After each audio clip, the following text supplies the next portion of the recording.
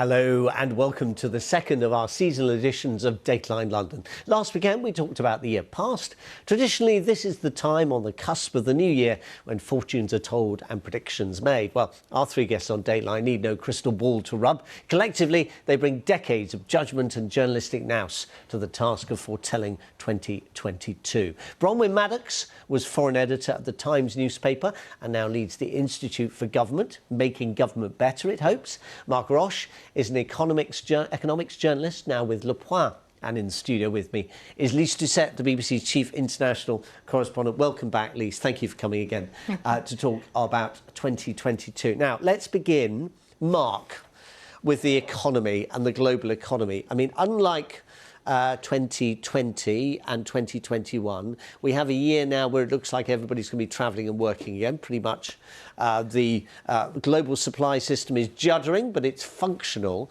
What are the challenges you think that lie ahead in the year to come? The biggest challenge will be the rise of inflation and also the higher interest rates, which go together, which the central banks will decide. There might be several, because the fundamentals are quite murky. I mean, on the supply side, of course, you have a lot of bottlenecks, manpower, hence wage inflation, raw materials, construction, the ports, all the problems. And then you have high prices of energy, gas and electricity due to geopolitical tension, due to problems of delivery, which might be worse. And then on top of that, you have, of course, problems with the public finances. Because if you have higher inflation and higher interest rate, the service of your debt, which is much bigger now because of COVID and the help to the economy, will be much dearer. And then on the demand side, we don't know what consumer will do. Will they continue to spend like they did because they use the savings accumulated during lockdown? Or will they be more wary because of inflation and interest rate? And also the other side is the problem of the prices of the property, the real estate. Because in the US and in the UK in particular, growth depends on consumption and real estate. And so all this makes it very difficult to predict, but whatever happens, unfortunately, there will be a bumpy ride. Bronwyn Maddox, 2022, unlike the year just going, could be seen as a sort of a year in which perhaps it's not so much a matter of life and death COVID, but a matter of diminishing resources, because it is still taking up so much of our economic activity and obviously diverting it or displacing it, but also it's going to continue to be presumably a significant health challenge. I think that's right. Squeezing out a lot of things. The sheer cost of dealing with COVID. We've seen that in the UK, where it's squeezing out the social care budget. That's the care mainly for the elderly. And the Prime Minister came in vowing to do something about this, and yet the pot of money that he put aside for this is almost entirely going to be squeezed up by the health service and indeed by coronavirus, much of it. It's squeezing out education as well. It's squeezing out lots of things. So I think we're seeing that pain on national finances, as we've just been discussing. But I wonder if there could be just a bit more hope over inflation. We absolutely are seeing those pressures at the moment, but it's possible that some of those are going to prove quite short-lived. That has to be the hope, that some of the supply shortages we've seen, exacerbated by coronavirus and in the UK by Brexit, that those will ease, that some of the pressures of coronavirus on that will ease, that some of the political things that have pushed up energy prices will ease. I think if you're going to look for hope, it's over the inflation side. But the national finances really are under strain, and coronavirus is, to be frank, squeezing out a lot. China, Elise, I mean, it had obviously difficulties throughout 2021, as so many countries did, but it saw big benefits, didn't it? I mean, the demand for Chinese goods in particular from the rest of the world, not least all those people sitting in lockdown in the United States in the early part of the year on their computers ordering away, big boost to demand. I mean, are there certain economic advantages, do you think, that China will continue to enjoy in the coming year? Well, as Mark has said, is there any savings left to keep pushing this or indeed demand? Stimulus money. I think it's just, the kind of pain that you're seeing on high streets and village shops. People weren't, consumers had hoped to recoup the losses of the last year by, bumper sales, the time for people to go out, to shop, etc. Instead, they're being hit by another wave, this time Omicron, not sure exactly how long it will go on. Will there be a lockdown? All of this creates a lot of uncertainty. And of course, if you mention China, unlike many countries in the West, in fact, many countries around the world, which have decided we have to find ways to live with virus, mutations of the virus, China still has a zero COVID policy. So if you have zero COVID, you have lockdowns, you have travel restrictions, which are not compatible with trying to fire up the economy.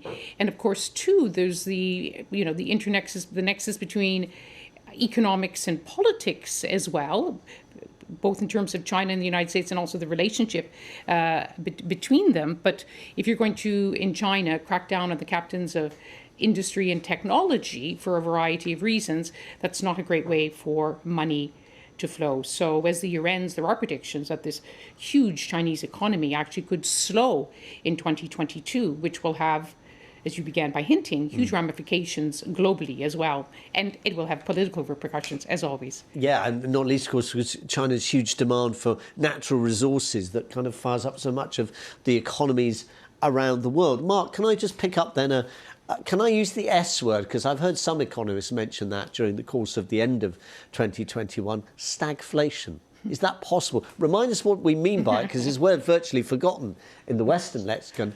And is it conceivable that we could see stagflation? Well, high inflation and low growth, of course, is a terrible situation that we haven't seen for 70 years. I don't think so.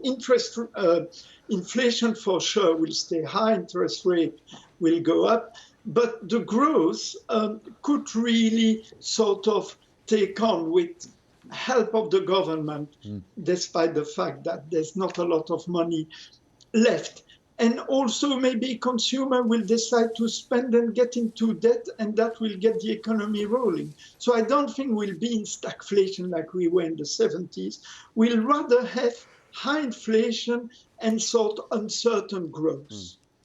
That's at least an optimistic note to begin the new year. Bronwyn, it's not hard to predict that a year from now, in all probability, the British Conservatives will still be in government.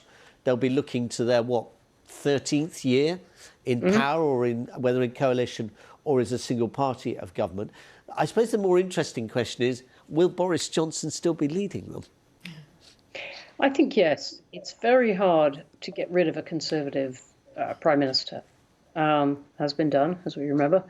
But it and it can be done quite brutally. But it takes a lot of doing, and I don't get the sense right yet that the force is amassing that we get Boris Johnson out. But the anger is massing right across the party. MPs, party members, voters, really furious. If there's one thing that's cut through, it's the Downing Street Christmas parties and the way that those have been presented. Whether they happened, whether they didn't, who went, but the sense that the government was giving itself one set of rules and enforcing another set on the country, whatever the rights and wrongs of those particular incidents, that has landed with voters. And you have to ask yourself, if Boris Johnson hadn't chosen to contest the censoring on ethics grounds of Owen Paterson, one of his MPs, former MPs, whether all this would have unfolded. But it has unfolded, and he's really got enormous difficulty in managing his party, even managing his cabinet. That said, I do think the forces are not yet there to get rid of him. And the policy challenges for the year ahead for him? Well, coronavirus, and just in that one word, can he do the things that he thinks is right, with a huge bit of his parliamentary party and his cabinet saying either lock down more or don't lock down. So he's got that. He's got all kinds of economic challenges, really a big ideological difference with his chancellor, never a good sign.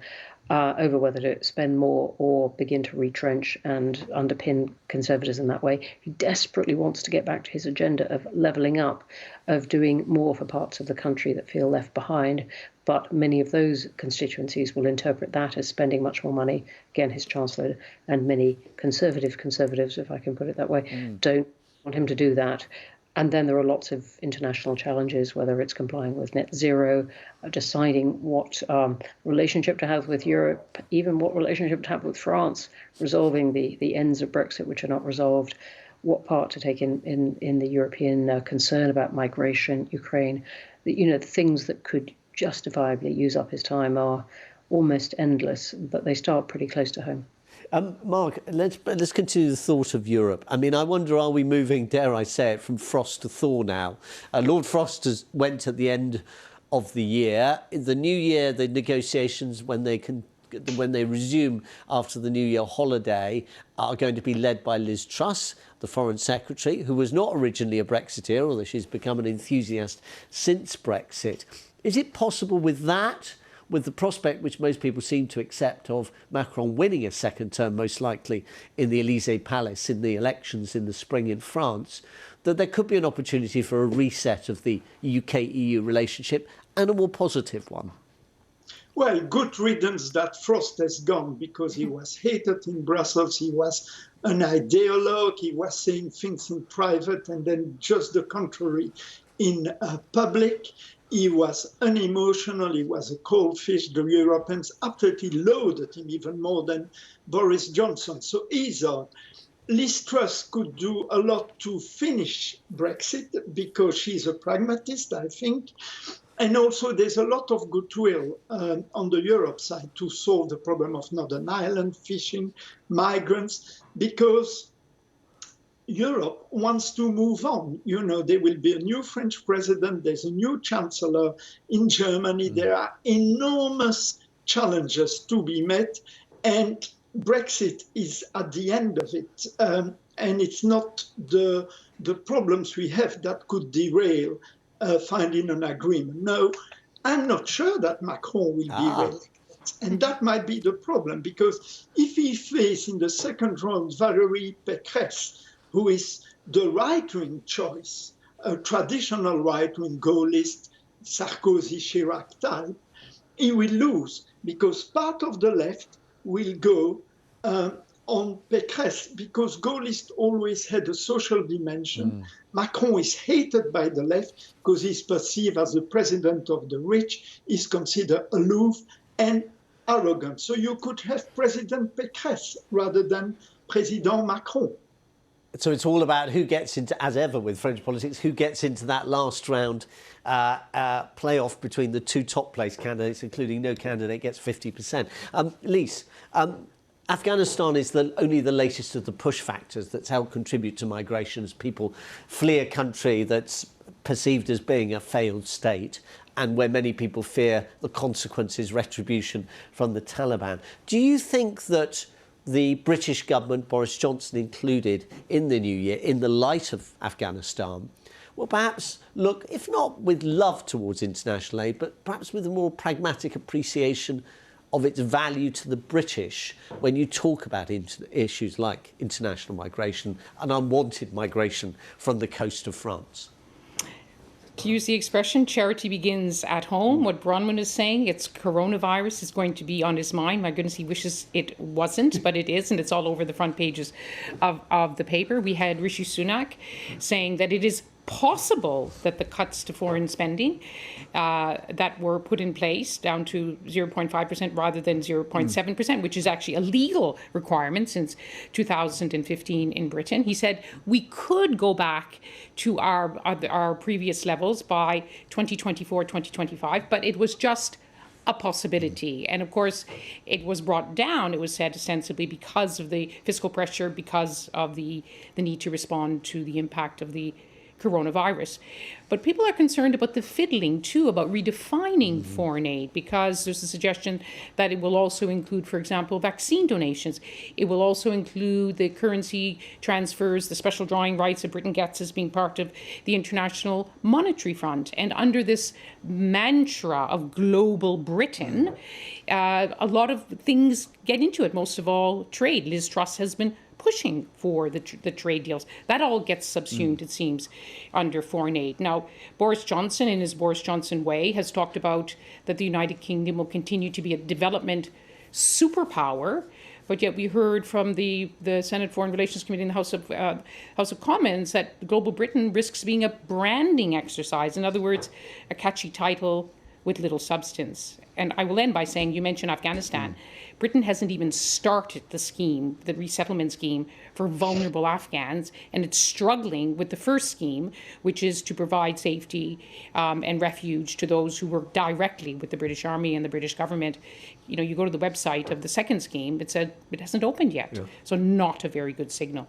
Do you think that we will get a migrant deal, though, between the EU / France and the UK? Are you more optimistic for that? After all, we got a deal on fishing in the end, rather low profile. Nobody talked very much about it. But the rhetoric, the kind of confrontational rhetoric, after that passed, they dealt with the practicalities of it. Might not be an ideal, but they did get some kind of settlement.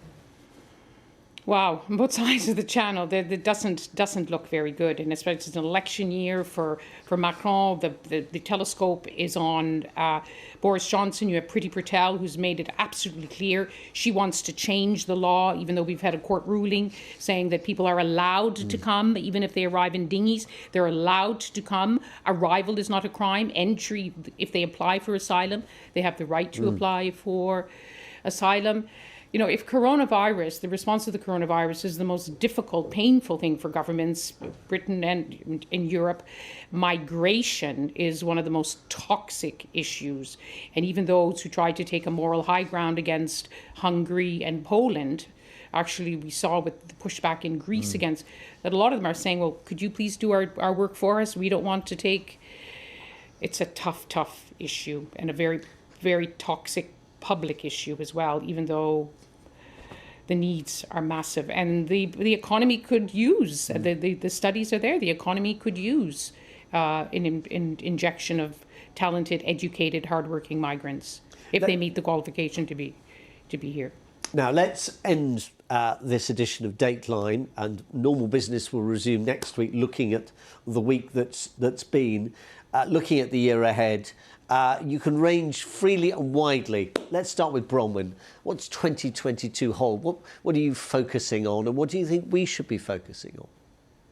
I'm almost tempted to say to make no predictions, because the budget has shown just how they barely last a week, if that. I'm going cautiously to hope that this is the year that coronavirus lifts, that we begin to realise that we've got enough vaccines, the ability to make new vaccines, the ability to sell or share them with the world, that it begins to feel under control. But it has been a deflating end to the year to realise that we're not quite there. Do you think, I mean, there was a lot of talk in 2021 about a global pandemic treaty, and it seemed to ebb and flow according to the international crises of COVID. I mean, it was there in the G7 deal in the summer, and then it appeared again. We talked about and hardly mentioned it, and then it was suddenly being talked again when Omicron appeared on the scene. Do you get a sense that there is a desire for some kind of proper global engagement on this public health issue, if nothing else? There has been more movement on global treaties than you might think in some corners of fish, on to some extent on climate change. I think this one will be more done in bits and pieces, but I do think there is a lot of impetus there for it to be done, whether out of naked self-interest, because countries realise that they're vulnerable until the whole world is safer, or out of philanthropy and generosity. But I think, if not as grandly formed as a great global treaty, there will be a lot more international effort on this than there has been. Mark, what about Europe in 2022? It's a vast continent, 50 50 plus countries, at least as far as the World Health Organization defines it. I think nearly 58 countries it counts as European, beyond just the European Union. But a very kind of mixed picture in Europe, isn't it, in terms of not just dealing with COVID, but the challenges the continent faces? Well, the big challenges are, of course, migration, which were discussed on the program. But I think it's more the fact that the European Union has to find a new way of existing. You know that Britain is out and there'll be an agreement on Brexit. I find the European Union has to think at itself what it is going to be. Will it be a confederation? Will it become a federation? Will there be more power of Brussels, less power? What about the region? What about separatism? What about the no respect of law by countries like Poland and Hungary? I mean, those are important issues. So I think and hope that in 2022, the EU will start thinking what it wants to be for the next decade. It's an intriguing thought, Lise, isn't it? Because I got the sense that as 2021 developed more and as we came towards the end of the year, that some of what you might call almost the unfinished business of the Soviet era was presenting itself again. We were talking again at the end of the year about relations between Russia and Ukraine. We were reminded of the fact yet again that Belarus on the EU border could, if it wanted to, cause the EU really serious problems. It already is. Over the migration issue. We have people talking who know about the Balkans, warning about an unsettled picture. Again there, it's almost as if the kind of political challenge that we thought, or rather the economic challenge which we thought had been done, we got liberalisation, had replaced the old Soviet system, but the politics never quite got resolved. Could any of this develop significantly in 2022, do you think? Well, it is the 30th anniversary of the collapse of the Soviet Union, and President Putin has been waxing lyrical nostalgically and with anger about the fact that he wished that it had never happened. This is going to be a testing time. The President Biden's, the American withdrawal from Afghanistan, we understood why it had to happen, for the troops had to come home after 20 years, the rest of NATO forces. But how it was done and how it resulted in a Taliban takeover, a reversal of what had happened 20 years earlier, which had caused the US to go in the first place, has raised questions about American commitment. We will have the pressure, more than 100,000 Russian troops massing along Ukraine. You have saber rattling between China and Taiwan. So there is a lot of unfinished business, and American credibility is going to be put on the spot just when Joe Biden wants to focus on Build Back Better at home, the impact of the coronavirus, political challenges. And so these are issues which aren't going to go away. In fact, quite the opposite. They may actually raise their head. But since you talked about it, I do want to say that we've been talking about the coronavirus, which has been knocking all of us sideways. Don't forget climate change, which has shown us to have the power. In my country, Canada, fires have burnt entire towns to the ground. We saw the tornado sweeping through 6 states in the United States. A whole town center in Kentucky was wiped away by the force of nature. Climate change, as well as the coronavirus, are going to be these global problems which need global solutions. And yet again, we'll be asking our world leaders up to the task of working together and making the sacrifices in order to find the solutions that not only their own countries and people need, but the entire world needs. And don't forget the Iran nuclear deal. That's going to be back on the agenda next year. It already is, creeping back. It's going to be on the agenda. Let me bring Bronwyn back in on just some of those thoughts. If there was anything there you just want to flag up, Bronwyn. I think that's exactly right. I'd look out to the Iran nuclear deal as something that could take a distinct turn for the better. I mean, if something did happen on that, I think. But the threat is that it won't. Yeah. I think we're looking at possibly in 2022 is a world without the Iran nuclear deal of 2015. President Trump pulled out in 2018. He came back to power. President Biden came to power saying he wanted to return. The Iranians say they want to return, even with the new conservative President Raisi. But it's now a matter of weeks that people are now talking on both sides, both the Iranians, who are enriching uranium up to over 60%, even though it was supposed to be under 4% under the terms of the Iran nuclear deal, which limited their nuclear program in exchange for sanctions relief. If they don't get the sanctions relief, they're not going to go back into the deal. And the United States is also looking at a world without the deal, even though it wants one. And all the drumbeat from Israel saying, is there going to be a military strike? Well, that's not the most uplifting note to end on, but probably appropriate as the year turns. Lise Doucette, Bronwyn Maddox, Mark Roche, thank you all very much for your company throughout 2021 and into 2022. Wherever you've been this New Year weekend, we hope you've enjoyed it. There's more Dateline in the usual slot at the usual time next weekend. Until then, from all of us on the programme, goodbye.